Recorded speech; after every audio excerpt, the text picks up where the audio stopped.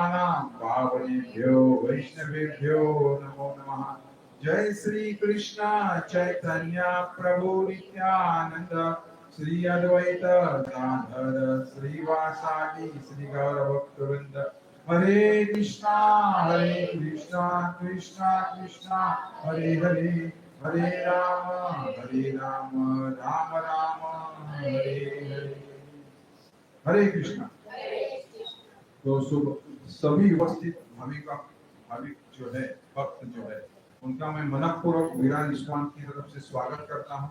आपके प्रति मैं कृतज्ञता व्यक्त करता हूँ क्योंकि आज बारिश होते हुए भी आप सब लोग यहाँ उपस्थित हैं और कृष्ण कथा सुनने के लिए आप बहुत उत्सुक है।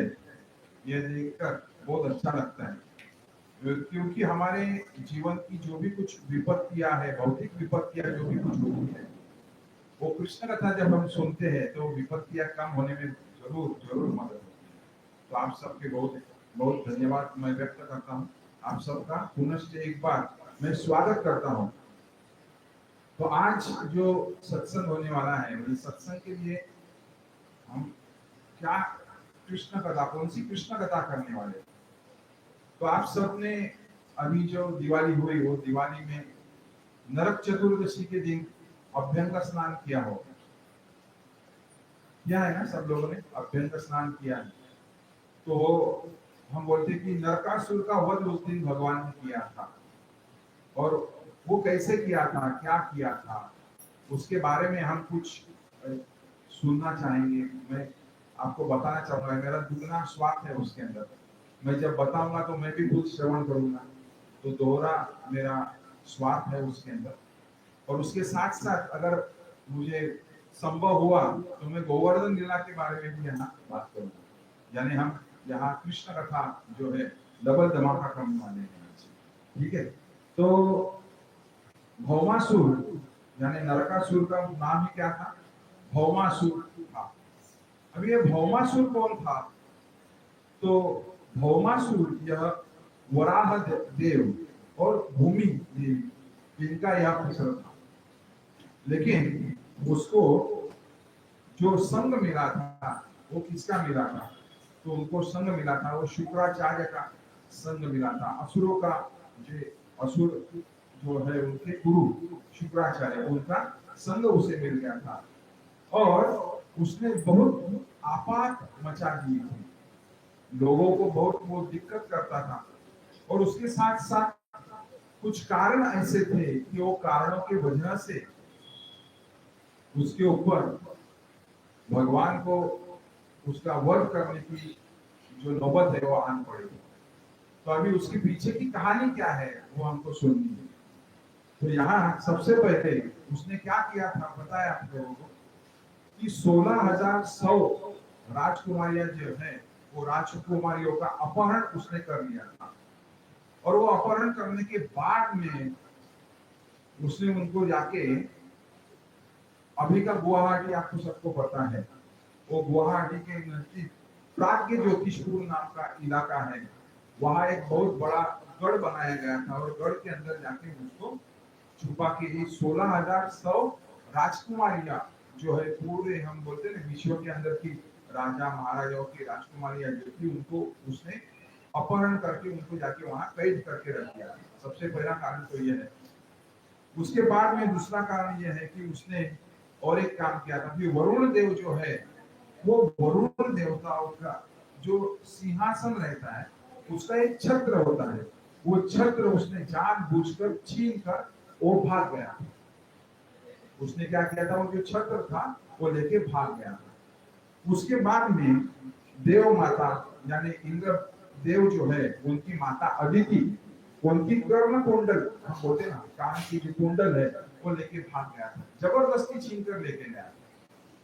उसके साथ साथ स्वर्ग के अंदर एक मेरु पर्वत है, वो मेरु पर्वत के अंदर एक मणि पर्वत नाम का एक भाग है, वो भाग के ऊपर उसने क्या किया था, खुद का डेरा जमा लिया था। तो यहाँ ये चार कारण थे और उसके साथ साथ उसने बहुत आपात मचा दिया था, बहुत आतंक मचा दिया था और लोगों को भी बहुत परेशान कर रहा था। तो अभी देवता भी बहुत परेशान हो गए थे, अभी करे तो क्या करें, अभी इसका सामना हम कैसे करेंगे। ये सब इतनी बड़ी बड़ी घटनाएं उसने आतंक के द्वारा मचा के रखी, उसका जो भी कुछ इम्पैक्ट था वो सबके ऊपर हो रहा था, देवताओं तक उन्होंने नहीं छोड़ा था। इसलिए वो अभी इंद्र जो थे वो क्या कर रहे थे, त्राहिमाम किसको बोल रहे थे, जाके भगवान श्री कृष्ण को जाके उन्होंने अभी उसकी कंप्लेंट कर दी, उसको जाके बताने लगे, भगवान श्री कृष्ण को जाके बताने लग गए कि भौमासुर ने ये सब कार्य करके रखे, क्या क्या किया है। जैसे भगवान को कुछ पता नहीं है क्या, भगवान को सब पता है।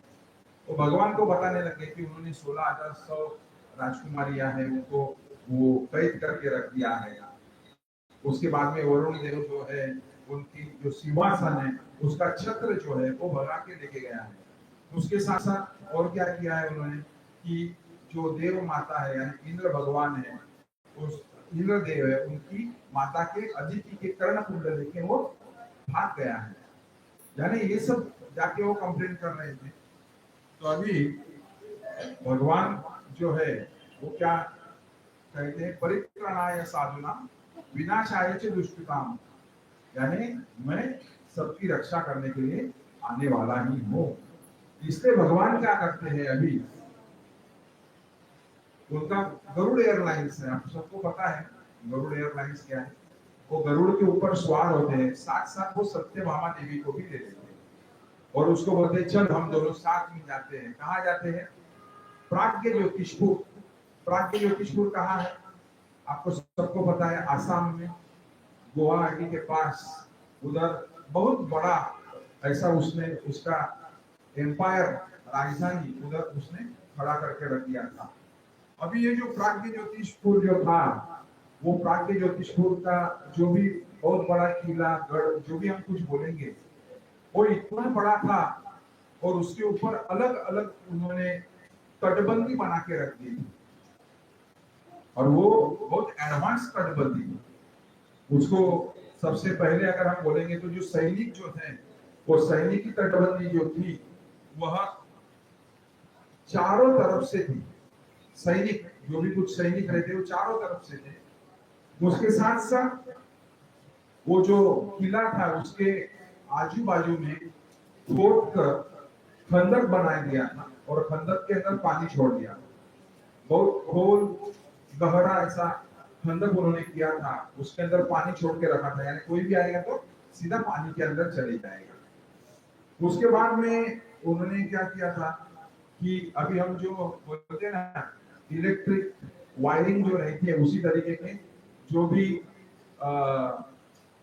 बिजली की तार उन्होंने बांध कर रख दी चारों ओर, यानी पहला हो गया पानी, क्या हो गया बिजली का जो भी कुछ वायरिंग है वो करके रख दिया था। देखो अभी हम लोग कर रहे हैं वो, लेकिन उस जमाने में उन्होंने वो पहले ही करके रख दिया था, वो पूरे चारों ओर उन्होंने वो लेयर बना के रख दिया था। उसके साथ साथ उन्होंने क्या किया था, तो पॉइजनस गैस, जहरीला जो भी वायु था वो वायु का उसका तीसरा लेयर उन्होंने बना के रखा था। पहला सैनिक हो गया, उसके बाद में पानी का हो गया, उसके बाद में बिजली का हो गया, उसके बाद में पॉइजनस गैसेस का यानी जहरीले जो भी कुछ वायु है उनका एक मंडल बना के रख दिया था वहां। और उसके बाद में उन्होंने और एक सेफ्टी के लिए क्या किया था, जो तार रहती है वो तार को हम बोलते ना काटेरी, उसको काटे काटे कहते रहते ना, जनरली अभी बॉर्डर के ऊपर वो लगाए जाते हैं, वो काटेरी तार जो रहती है वो तार लगा के रखती है। तो देखिए कितना उन्होंने सिक्योरिटी बना के रख दिया था, किसने बनाया था, भौमासुर ने ये बना के रख दिया था। अभी ये ऐसी जो सिक्योरिटी थी, अभी सामान्य व्यक्ति अगर कोई जाएगा तो वो लान पाएगा क्या, वो कोई भी सामान्य व्यक्ति उसको लान नहीं पाएगा। लेकिन वहां तो कौन पहुंच गए, वहां भगवान खुद पहुंच गए। कैसे पहुंच गए, गरुड़ एयरलाइंस में गरुड़ के ऊपर सवार हो गए, सत्यभामा देवी को लेकर चले गए वहां। लेकिन अभी भगवान है, भगवान के लिए कुछ कुछ भी अशक्य प्राय ऐसी कुछ चीज ही नहीं है। वो गए और जाने के बाद उन्होंने क्या कर दिया, वहां उनकी जो गदा थी, वो गदा से जो भी कुछ ये जो किले बना के रखे थे आजू बाजू में, वो सबको उन्होंने तोड़ना चालू किया, फटाफट तोड़ना उन्होंने चालू कर दिया। और उसके बाद में उन्होंने जो भी कुछ चारों तरफ उनके जो थे, वो सैनिक जो भी थे, उनको उन्होंने तुरंत उनको मारना शुरू कर दिया। उसके बाद में भगवान ने क्या किया, तो भगवान ने एक शंख का नाद कर दिया, और ये शंख का नाद इतना भयंकर था कि जिस तरीके से प्रलय होता है, उस तरीके से वो प्रलय का एक निनाद होता है, आवाज होता है, जिसके वजह से हड़कंप मच जाता है, उस तरीके से उन्होंने वैसा एक निनाद कर दिया है।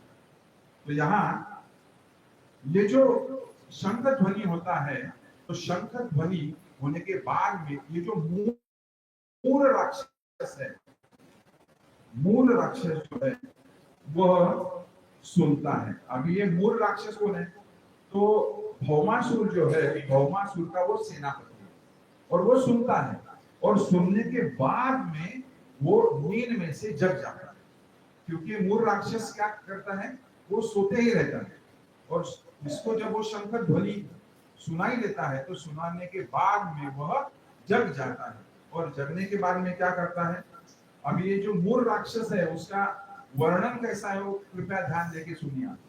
ये जो मूल राक्षस है उसको 5 मुख थे, 5 मुख थे उसको, और ये 5 मुख यानी कैसे, उसमें का एक जो था वह मुख एक स्पेशल मुख था, और उसके साथ साथ ये कहाँ रहता था, तो पानी के अंदर ही रहता था, वो ज्यादा बाहर कभी आता ही नहीं था। लेकिन क्यों, क्योंकि अगर उसको अगर हम देखेंगे तो उसका जो वलय था, उसका जो तेज था, वो सूर्य के माफिक था, उसको हम खुली आंख से देख ही नहीं सकते।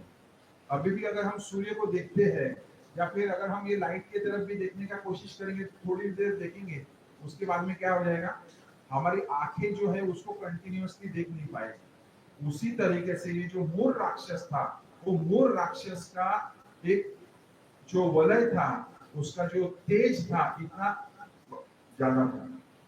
तो यहाँ ये मूल राक्षस क्या करता है, तो भगवान के ऊपर आक्रमण कर देता है। बहुत सारे उसके पास जो भी कुछ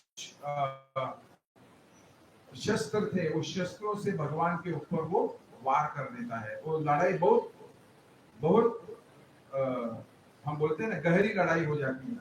लेकिन भगवान क्या करते हैं, उनके पास सुदर्शन चक्र है, और वो सुदर्शन चक्र से क्या करते हैं, उसके जो पांचों के पांचों सिर है वो उड़ा देता है।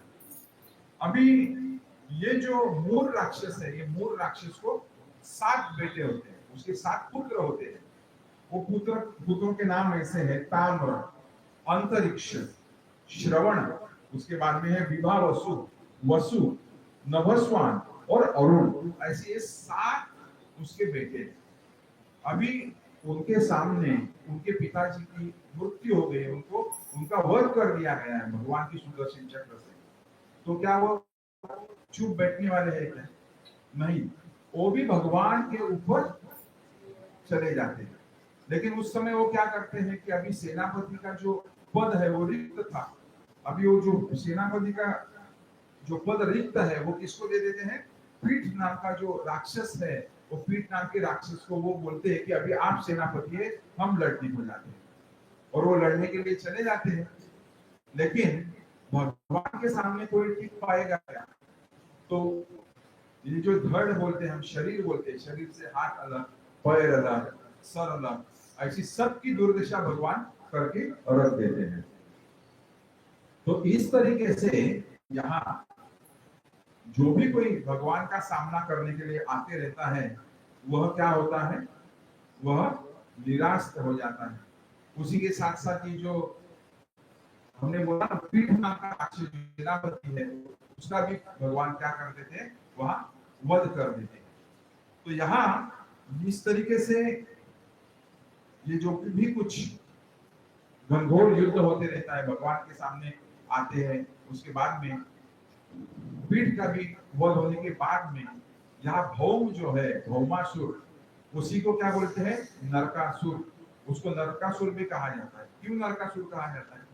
क्योंकि हमने पहले ही बोला है कि वो कौन है, तो वो भूमि देवी और वराह देव का बेटा है, और ये भी भगवान के ऊपर चले जाता है, उनको वार करने के लिए चले जाता है।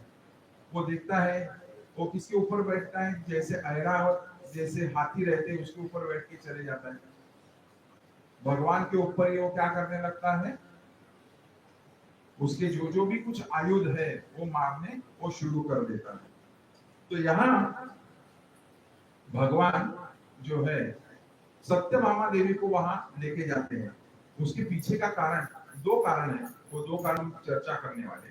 तो पहला कारण ऐसा है कि विश्वनाथ चक्रवर्ती ठाकुर ये हमारे आचार्य है, और ये आचार्य ऐसे कहते हैं कि सत्यभामा देवी जो है उसके स्वरूप में भूमि देवी है, और ये भूमि देवी का ही बेटा है।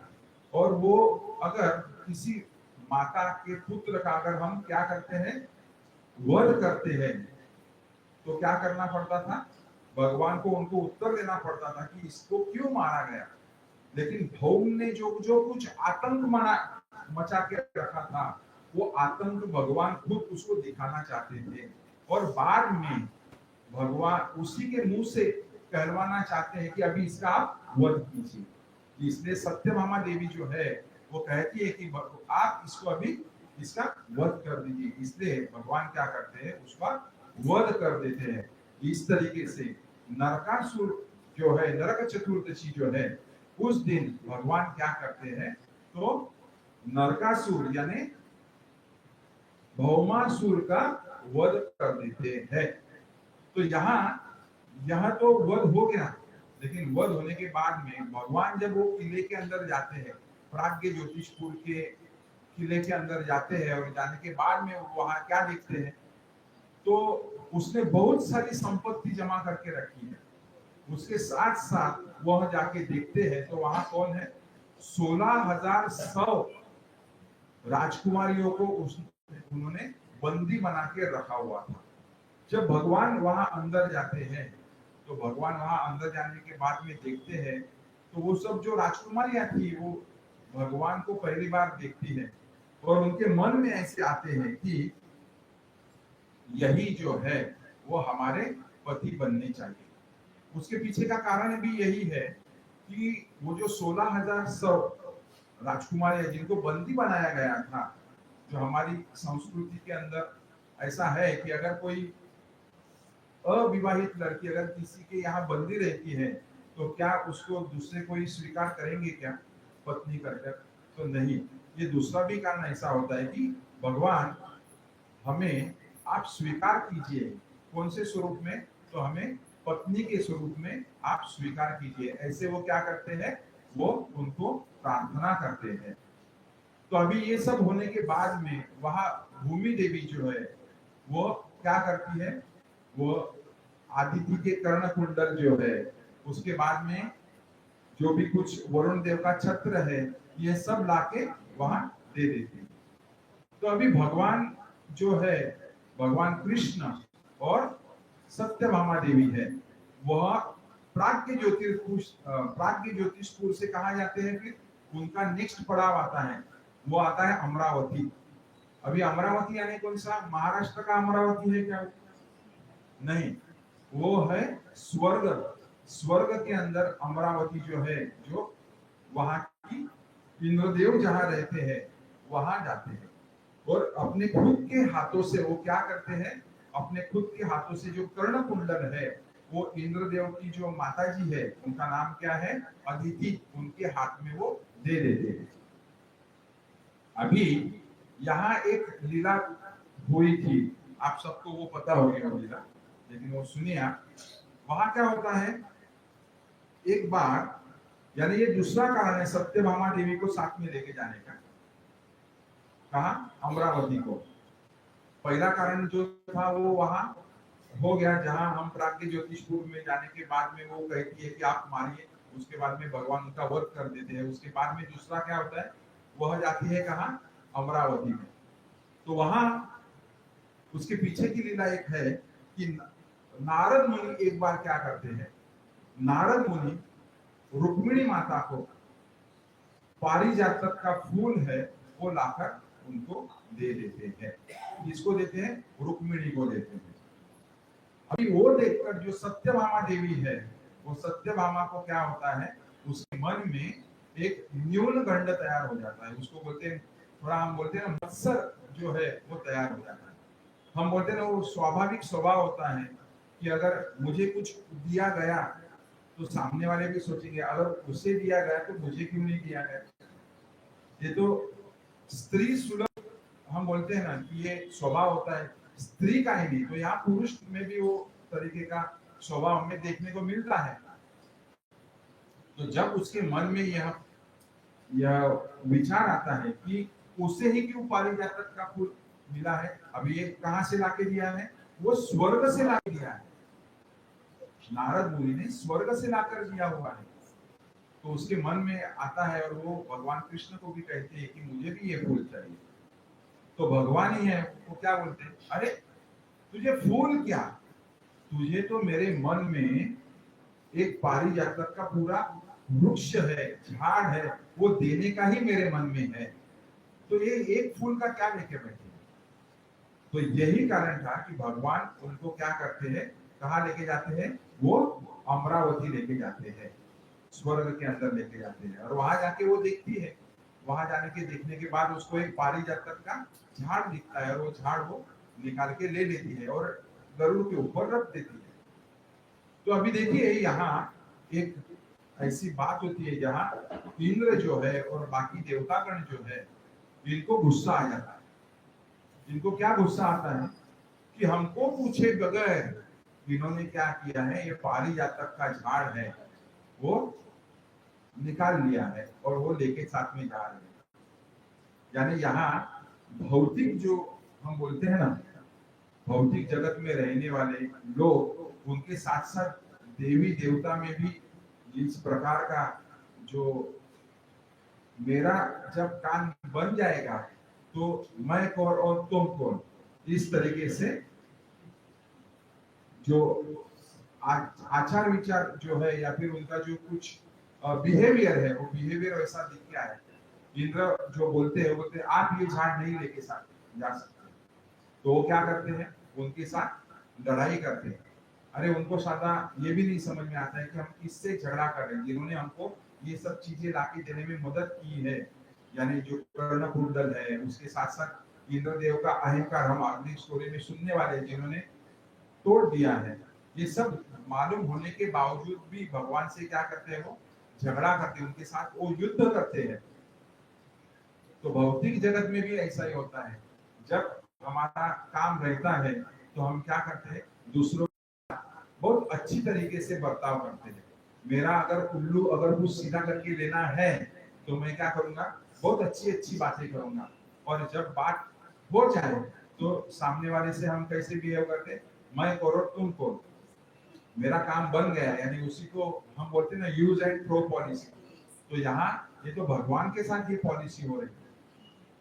तो अभी यहाँ भगवान है, भगवान उनके साथ जीत जाते हैं और वो क्या करते हैं, वो पारिजातक का जो झाड़ है वो लेकर चले आते हैं।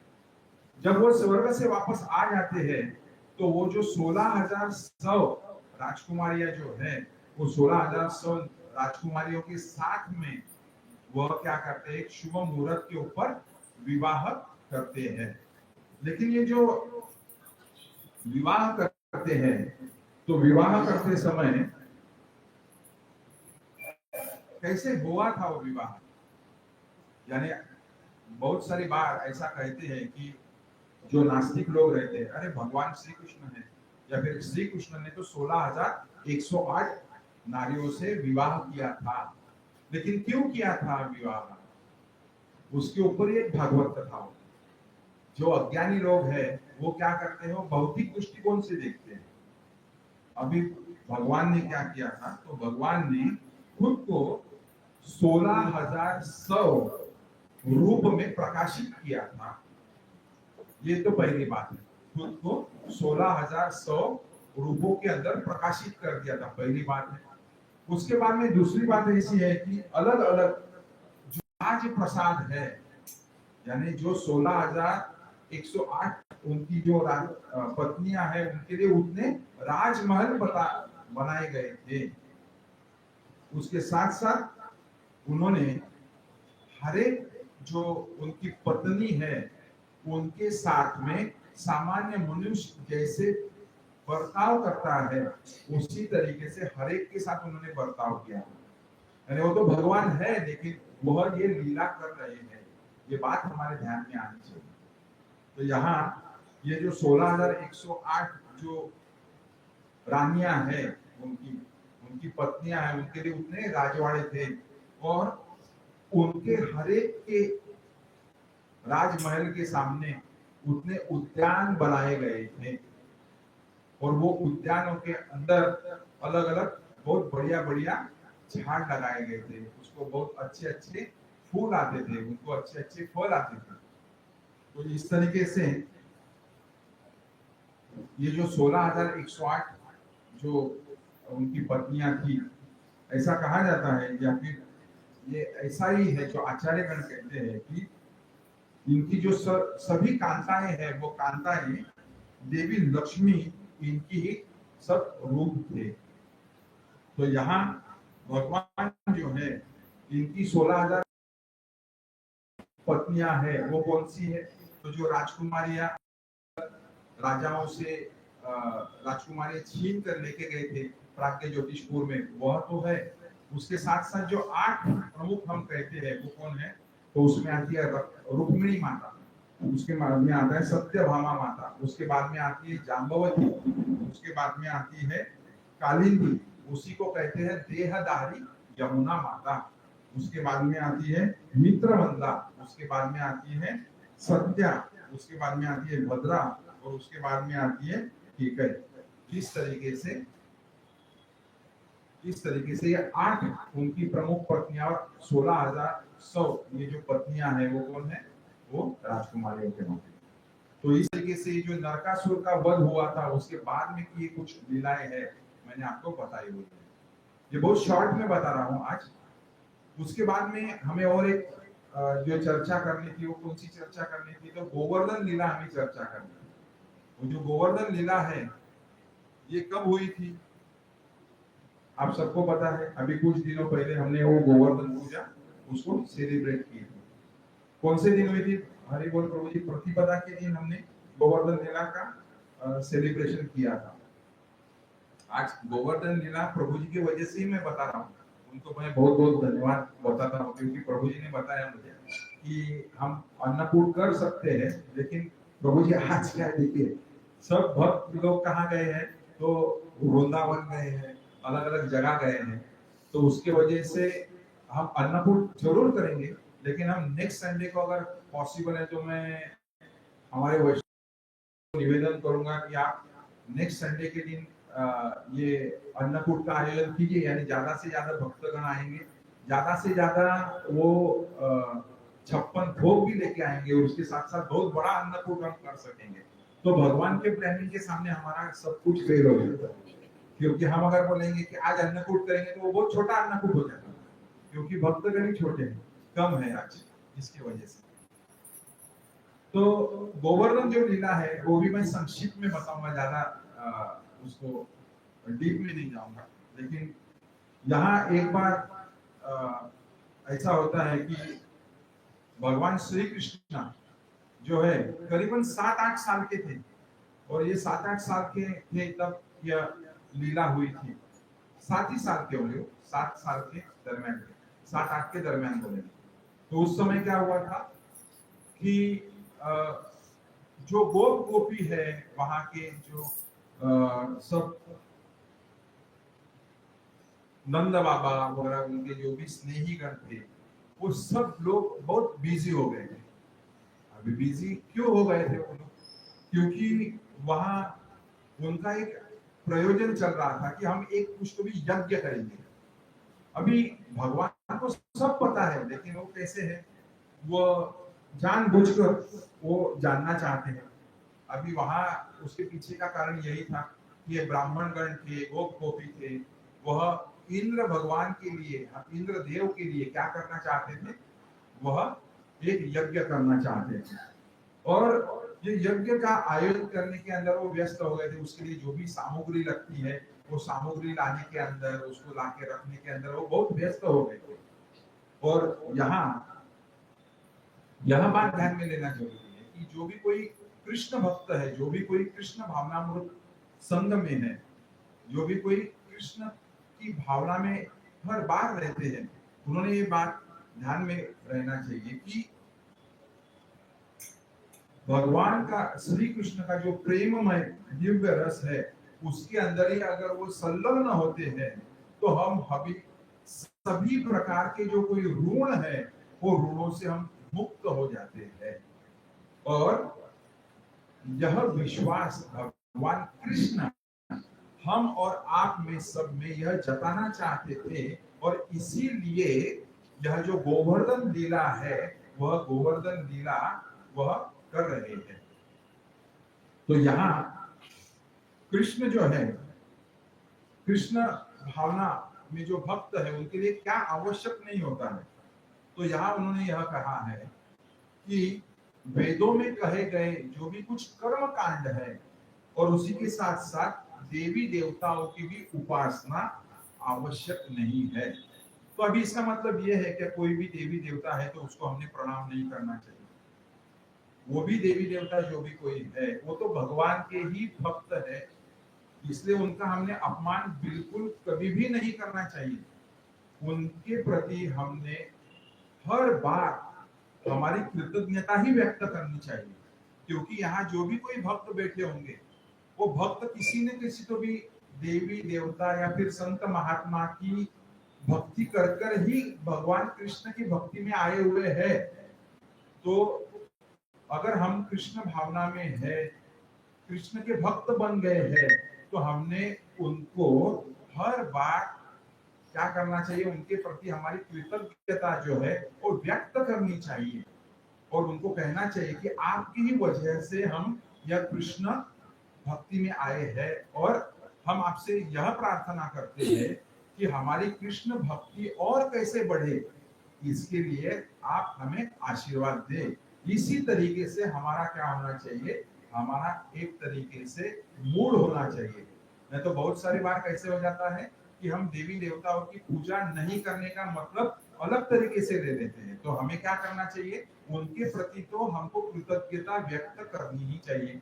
क्योंकि बहुत बार ऐसे होता है कि हम किसी के तो भी कृष्ण भक्त के संपर्क में आते हैं, और संपर्क में आने के बाद में हम क्या करते हैं, तो भगवान की कृष्ण की भक्ति में आ जाते हैं। फिर हम बोलते हैं कि हमारे शिक्षा गुरु ये है, हमारे गुरु वर्य ये है, हम ऐसे बताने लगते हैं और उसके बाद में भक्ति में चले जाते हैं। तो इसी की वजह से ये जो भी कोई देवी देवता और संतगण है, उनके प्रति हमें कृतज्ञ रहना है।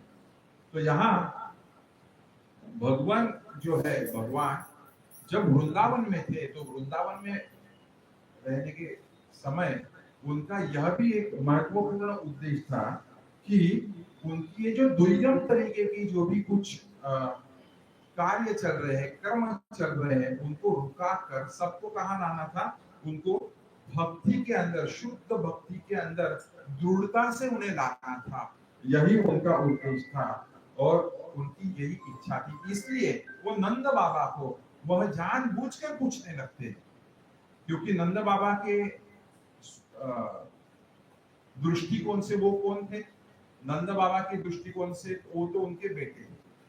और इसलिए वो क्या कहते हैं, बाबा बाबा आप मुझे बताइए ना, ये सब लोग इतने बिजी क्यों हो गए हैं, ये सब लोग इतने कार्य मग्न क्यों हो गए हैं, कृपया करके आप मुझे बताइए। और यहाँ जो यज्ञ कर रहे हैं, वो यज्ञ क्यों कर रहे हैं, कृपया करके आप मुझे बताइए। और अगर आप यह जो यज्ञ कर रहे हैं, ये यज्ञ का क्या फल हमें मिलने वाला है, उसके साथ साथ यह यज्ञ जो हम कर रहे हैं, हम किसके लिए कर रहे हैं, और उसके साथ साथ यह यज्ञ कैसे संपन्न होगा, और यह क्या शास्त्रों में लिखित है या फिर आप सिर्फ परंपरा चलते आई हुई है, इसलिए आप ये यज्ञ कर रहे हैं। इस तरीके के सवाल जो है, प्रश्न जो है, वह भगवान कृष्ण जो है, यानी जो लाला है, वो किसको पूछ रहे हैं? नंद बाबा को पूछ रहे हैं। उसी समय वो क्या कहते हैं, नंद बाबा जो है, अभी छोटा बच्चा कोई भी अपने को सवाल पूछने को आता है तो हम बहुत बार क्या करते हैं, उसको इग्नोर करते। इग्नोर यानी क्या करते हैं हम लोग उसको, कुछ कुछ सवालों के जवाब हमें भी नहीं देते आते हैं, हमें भी कभी कभी देते नहीं आते, क्योंकि बच्चों के सवाल जो रहते हैं ना, वो ऐसे रहते हैं कि हमें भी सोचना पड़ता है कि अगर हमें पूछा गया कि वो क्यों करना पड़ता है, तो हम सोचते हैं हाँ इसमें कोई बात सही है, हम क्यों करते हैं। तो उसी तरीके से नंद बाबा जो है वो शांत मौन रहते हैं, वो बताते नहीं है। लेकिन वहां वो कहते हैं आगे जाकर, वह बार बार वो पूछते हैं, भगवान कृष्ण उनको पूछते हैं कि बाबा बताइए ना आप ये क्यों कर रहे हैं। तो वहां नंद महाराज यह कहते हैं कि ये जो यज्ञोत्सव जो है, यज्ञोत्सव जो है, वो परंपरागत जो चलते आया हुआ है, उसी तरीके से हम यह कर रहे हैं। इसके पीछे वो शास्त्रों के अंदर लिखा है या नहीं लिखा है, इसके प्रति हम कुछ भी, इसका ज्ञान हमें नहीं है, ऐसा कुछ भी हमें पता नहीं है, लेकिन हम कर रहे हैं, जो चले आ रहा है वैसे हम कर रहे हैं। बहुत सारी बार हमारे बीच में भी देखिए कि हमारी ये परंपरा है, ये ऐसा होना चाहिए। अगर वो नहीं होता है और अगर कुछ गलत होता है तो हम बोलते देखो वो नहीं हुआ इसलिए ऐसा हो गया, हम ऐसा बोलते हैं, उसका एक दूसरे का संबंध जोड़ देते हैं। वहां भगवान क्या कहते हैं कि अगर हम कर्म का ज्ञान अगर नहीं रखते हैं, मैं ये क्यों कर रहा हूं, अगर इसका ज्ञान ही हम नहीं रखते हैं और अगर हम वो कर्म करते हैं, तो क्या हमें उसका फल मिलने वाला है? उसका हमें फल मिलने वाला ही नहीं है, भगवान ऐसा कहते हैं। इसलिए जो भी कुछ हम कार्य कर रहे हैं, वो कार्य करते समय हमें उसे क्यों करना चाहिए, उसके पीछे का प्रयोजन क्या है, ये अगर हमें मालूम होता है तो हमें यह भी पता है कि तीन चीजें हमें ध्यान में रखने की है। एक रहता है साधु, साधु, शास्त्र और गुरु। अगर ये तीनों में से एक भी हमें बताते हैं कि यह करना चाहिए, तो हमें वो करना चाहिए। अगर वो शास्त्रों के अंदर नहीं है तो हम नहीं करेंगे। उसके साथ साथ साधु लोग बताते हैं कि नहीं करना चाहिए तो नहीं करना चाहिए, और गुरु, हमारे गुरु जो हमारे मार्गदर्शन करने वाले हैं, अगर वो भी कहते हैं कि नहीं करना चाहिए तो नहीं करना चाहिए। तो हमें यह बात हमारे ये प्रैक्टिकल लाइफ में भी ये बात करते समय हमें ये तीन चीजें ध्यान में रखने की। पहले जो भी मैं कुछ काम कर रहा हूँ वो योग्य कर रहा हूँ या फिर अयोग्य कर रहा हूँ, सही कर रहा हूँ या फिर गलत कर रहा हूँ। लेकिन ये सही गलत कहां से आएगा? तो सही गलत आने के लिए ये तीन हमारे चीजें हैं, यानी हम बोलेंगे साधु, शास्त्र और गुरु, हम इनसे वेरीफाई कर सकते हैं। तो ये अगर हम करते हैं तो हम जो भी कुछ काम करेंगे कैसे करेंगे? बहुत आत्मविश्वास से करेंगे, और अगर हम आत्मविश्वास से करेंगे तो निश्चित ही हमें उसका फल मिलेगा ही मिलेगा। लेकिन फल कौन सा होना चाहिए? हमारा उद्देश्य एक ही है कि हमें सिर्फ और सिर्फ क्या करना है? कृष्ण प्रेम प्राप्त करना है। भौतिक भी हम कुछ काम करते हैं तो उसके साथ में हमको अगर कृष्ण को कैसे हम जोड़ सकते हैं वो भी हमें देखना है। तो यहाँ भगवान यह वहां नंद बाबा जो है, वो नंद बाबा नन्हे से कृष्ण को बताने लगते हैं कि बेटा लाला, यह बात ध्यान में रखो कि ये जो देवराज इंद्र है, ये देवराज इंद्र की कृपा की वजह से यहाँ बहुत सारी वर्षा होती है, और वर्षा होने की वजह से क्या होता है? वर्षा होने की वजह से यहाँ हम जो भी कुछ खेत के अंदर जो भी कुछ हमें पौधे लेने के हैं, जो भी कुछ हमें धान देने का है, हम ले सकते हैं। और इस बार भी हमेशा की तरह अच्छी वर्षा हुई है, अच्छे खेत जो है बहर के आए हुए हैं, और अच्छा खासा हमें धान भी मिलने वाला है। तो इसीलिए हमें उनके प्रति कृतज्ञता व्यक्त करनी है, और वह कृतज्ञता व्यक्त करने के लिए हमें यह जो उत्सव है, यज्ञोत्सव है, वो यज्ञोत्सव हमें करना है। क्योंकि वर्षा का पानी यही है, क्या है? जीवन है। और ये पानी की वजह से ही हमें क्या मिलने वाला है? हमें पीने के लिए भी पानी मिलेगा, उसके साथ साथ हमें खाने के लिए जो धान रहता है उसके लिए भी वो अच्छी तरीके से उग सकते हैं, इस तरीके से बताते हैं। तो यह हो गया कृषि कार्य अच्छी तरीके से हो गया। उसी के साथ साथ धर्म कार्य वो भी अच्छी तरीके से हो रहे हैं। उसी के साथ साथ आर्थिक विकास भी अच्छी तरीके से होने वाला है। और अंततः मुक्ति जब मिलती है किसी को भी, तो उसी को पानी पिलाने के बाद में ही मुक्ति मिलती है, ऐसे नंद बाबा वहां बताते रहते हैं। और यहाँ अगर कोई काम, क्रोध और मत्सर या फिर भय की वजह से, उसके प्रभाव की वजह से भी अगर कोई यह उत्सव नहीं करता है तो क्या हो जाएगा कि यह अमंगलकारी साबित होगा। इसलिए हमें क्या करना पड़ेगा कि हमें यह उत्सव करना ही होगा, यह यज्ञोत्सव हमें करना ही पड़ेगा। लेकिन यहाँ भगवान श्री कृष्ण है, वह यह जानते हैं कि यह इंद्र जो है वह अहंकारी बन गया है, उन्हें उसको सबक सिखाने का ही था। इसलिए वो क्या करते हैं, वो उनको कन्विंस करने का कोशिश करते हैं। किसको? नंद बाबा को यह कन्विंस करने की कोशिश करते हैं। वो क्या कहते हैं कि सभी गोपीजन है, नंद बाबा है, उनको वही बोलते कि बाबा बाबा यह यज्ञ करने की कोई भी जरूरत नहीं है। वो बार बार वही दोहरा रहे हैं कि यह यज्ञ करने की जरूरत ही नहीं है। क्यों जरूरत नहीं है, ये तो सुनना चाहिए। तो वो कहते हैं कि कोई भी भौतिक समृद्धि जो है, भौतिक समृद्धि के लिए हमें देवी देवताओं की उपासना करने की कोई भी आवश्यकता नहीं है। ये कौन कह रहे हैं? भगवान श्री कृष्ण नंद बाबा और उपस्थित सभी गोपी है, वो गोपियां है, उनको कह रहे हैं। क्योंकि उनका जो भी कुछ हम उनकी उपासना करने वाले हैं, और जो उपासना करने के बाद में हमें जो भी कुछ प्राप्त होने वाला है वह कैसा है? टेम्पररी है, क्षणभंगुर है। कुछ समय के बाद में वो उसका फल नष्ट होने वाला है। ऐसा कौन बता रहे हैं? भगवान कृष्ण नंद बाबा को बता रहे हैं। लेकिन यह जो अल्प बुद्धि वाले जो लोग होते हैं, उनको क्या होता है, उनका जो स्वारस्य होता है कि हमें टेम्पररी जो भी कुछ मिलेगा वो टेम्पररी, जो क्षणभंगुर है, कुछ समय के बाद में चले जाने वाला है, उसके अंदर ही इंटरेस्ट रहता है। यानी बहुत सारे जो लोग रहते हैं वो क्या क्या मांगते हैं देवी देवताओं से, आपको तो पता है। कोई लोग बोलेंगे कि मुझे चाहिए मेरा बेटा पास होना चाहिए परीक्षा के अंदर, 100 गुण उसको मिलने चाहिए, ऐसा कुछ लोग बोलेंगे। ऐसे मेरे कुछ क्लासमेट्स भी थे, वो बोलते थे मैं जाके ऐसे ऐसे देवी देवताओं को जाके 1 किलो का पेड़ा का बॉक्स रख देता हूँ, और बॉक्स रखने के बाद में उसको प्रार्थना करता हूँ कि क्या करना चाहिए, मुझे अच्छे नंबरों से पास कर दे। ऐसे भी करते हैं बहुत सारे। हम बोलते हैं ना कि लोग नवस, मराठी में नवस बोलते हैं उसको, हिंदी में क्या बोलते हैं?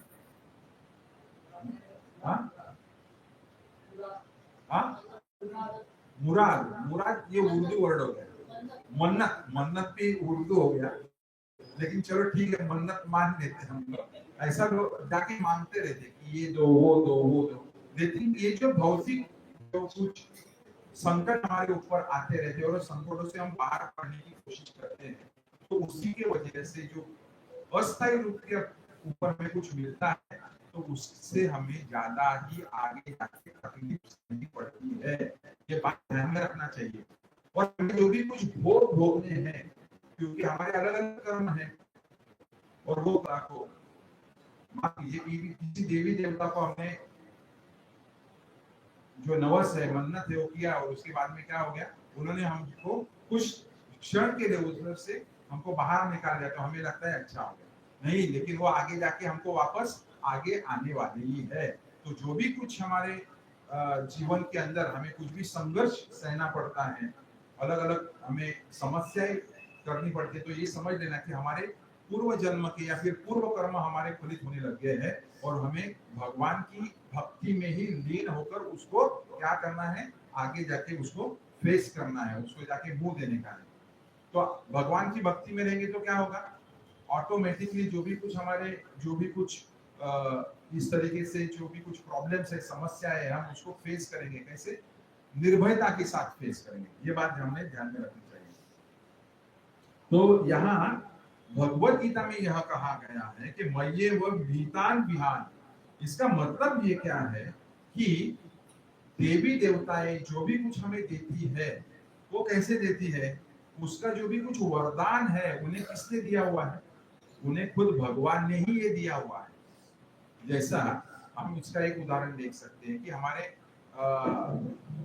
भारत के प्रधानमंत्री है, यानी गवर्नमेंट जो रहती है, वो गवर्नमेंट के अंदर कैसे रहती है कि प्रधानमंत्री है, राष्ट्रपति है, उसके नीचे पूरा मंत्रिमंडल वगैरह जो है। तो जो पंत प्रधान है वो क्या करते हैं, अलग अलग लोगों को मंत्री बना देते हैं। उनको क्या करते हैं कि आप ये जो भी कुछ डिपार्टमेंट है ये आप संभालेंगे, ये आप संभालेंगे, आप ये संभालेंगे। वो क्या करते हैं, उनको बताते हैं आपके यहाँ, आप यहाँ, मैं आपको क्या देता हूँ, कुछ छूट दे देता हूँ, ये आपने डिपार्टमेंट संभालना है। तो उसी तरीके से भगवान ने क्या किया है, तो अलग अलग देवी देवताओं को अलग अलग डिपार्टमेंट दे दिए, आप संभालो। तो ये वरदान कहाँ से मिला है, उधर से ही मिला है।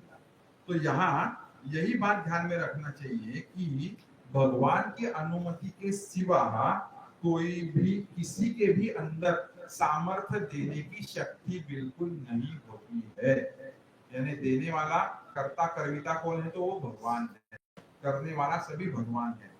लेकिन कभी कभी क्या होता है, ये जो देवी देवता भी होते हैं वो कभी कभी भौतिक प्रकृति के प्रभाव से उनको भी क्या हो जाता है, कभी कभी अहंकार हो जाता है और वो खुद को क्या समझने लगते हैं, सर्वे सर्वा, I am the boss, my way is highway, मैं बोलता हूं वैसे होगा, ऐसा वो समझने लगते हैं। उसी प्रकार से ये जो इंद्र जो देव है, इंद्र देव को भी ऐसे ही लगने लग गया।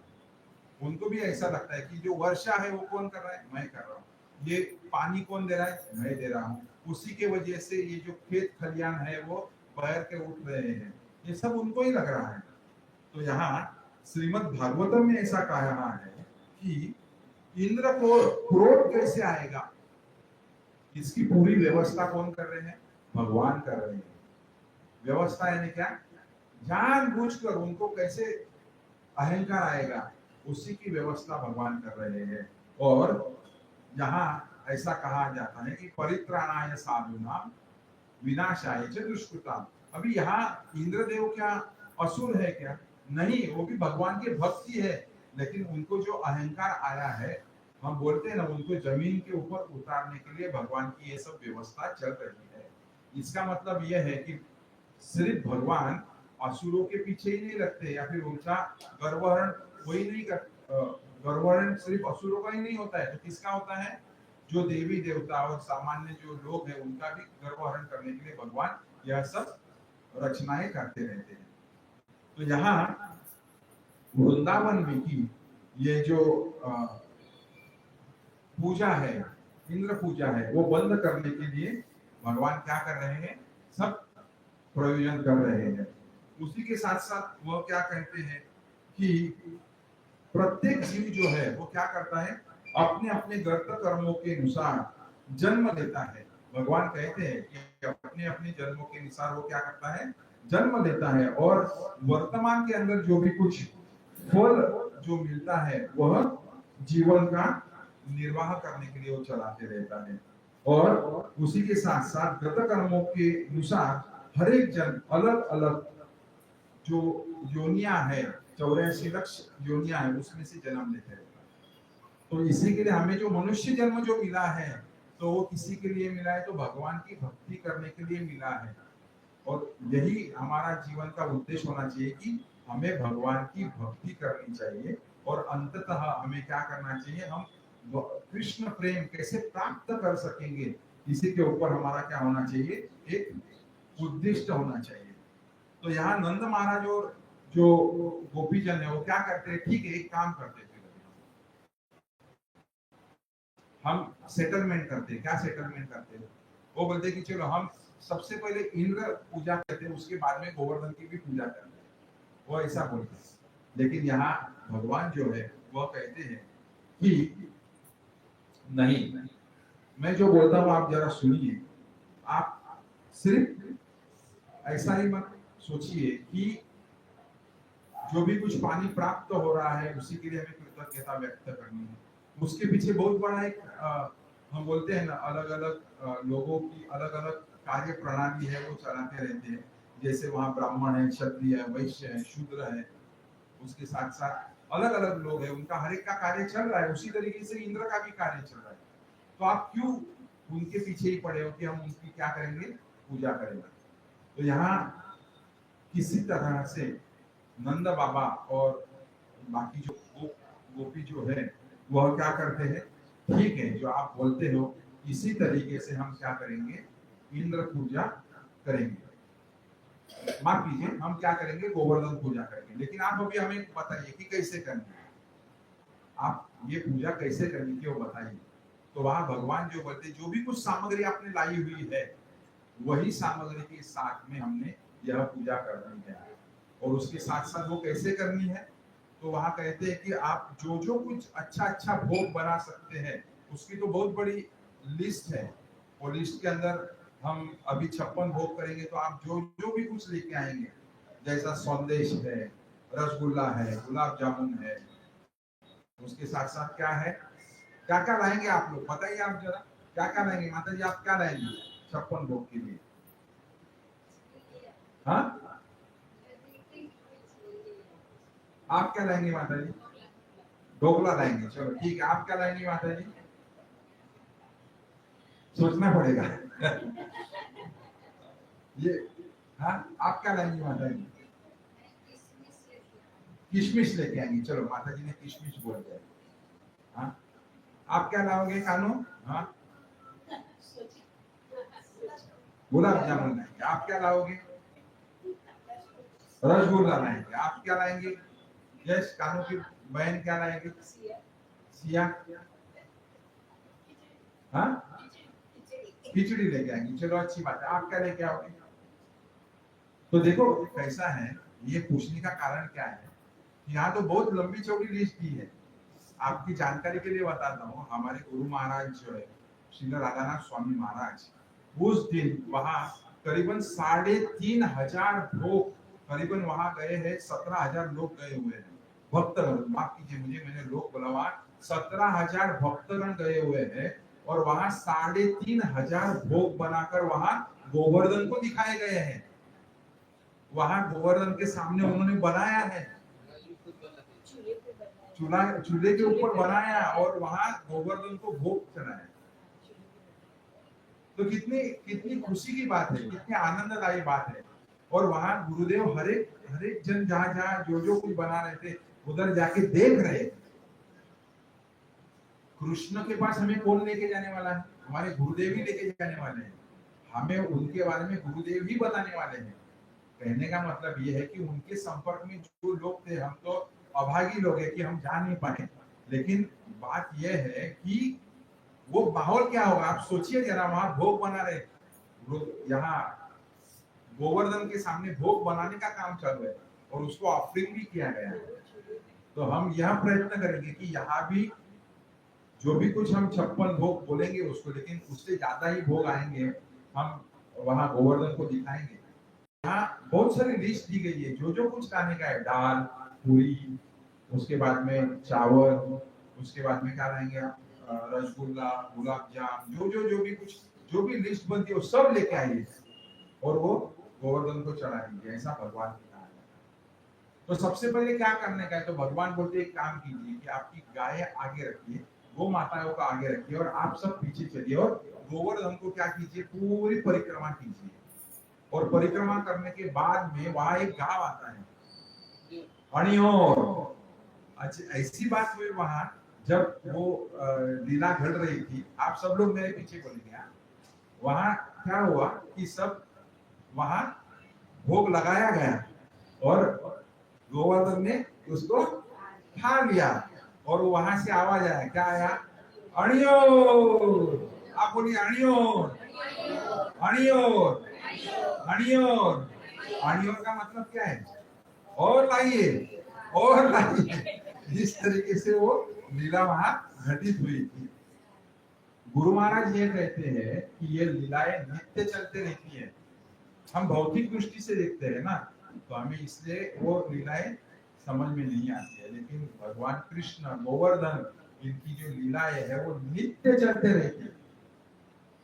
तो यहाँ इस तरीके से अभी हमको वक्त कम है इसलिए मैं थोड़ा थोड़ा फास्ट ले रहा हूँ।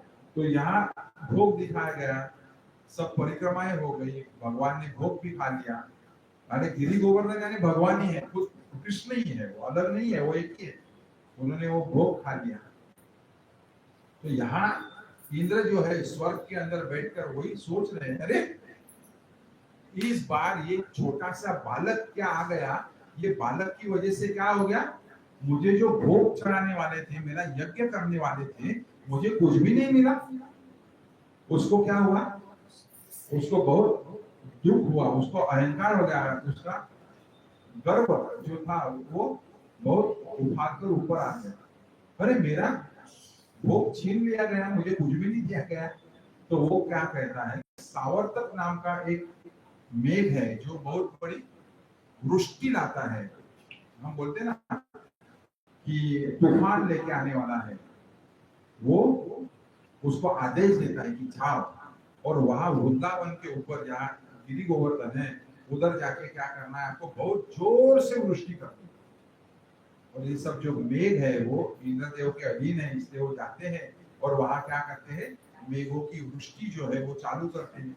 जैसी नदियां की नदियां बह रही है ऐसा प्रतीत होने लगता है, इतना जोर से बारिश होता है। और यहाँ ये जो भी कुछ गोपगण है, गाय है, बछड़े है, उसके वजह से बहुत परेशान हो जाते हैं, दुखी हो जाते हैं। माता यानी जो गाय है वो चिल्लाने लगती है, वो बच्चों को बुलाने लगती है पास, भीग जाती है पूरी। तो सब लोग जाते कहाँ हैं, भगवान कृष्ण के पास जाते हैं और उन्हें कहने लगते हैं कि देखो किस तरीके से ये तूफान आ गया है और इसके वजह से जो भी कुछ था हमारा बह के जा रहा है। तो वहाँ कृष्ण क्या करते हैं, जाते हैं और गोवर्धन को उनकी दाई, इसको क्या बोलते हैं, बाया हाथ ना, बाएं हाथ की ये जो छोटी उंगली है उसको मराठी में बोलते हैं करंगड़ी, इसको क्या बोलते हैं, हाँ कानी, हाँ, छोटी सी उंगली, उसके ऊपर वो उसको उठा लेता है और सबको बुला लेते हैं कि आप सब लोग यह पर्वत के नीचे आ जाइए। और पर्वत के नीचे आने के बाद में वहां भगवान खुद 7 दिन 7 रात वहां खड़े रहते हैं। और उसके बाद में इंद्र को यह समझ में आता है कि अरे ये कोई नन्हा सा बालक, ये कोई सादा सुदा नहीं लग रहा है, यह स्वयं भगवान ही है जो वहां आए हुए हैं।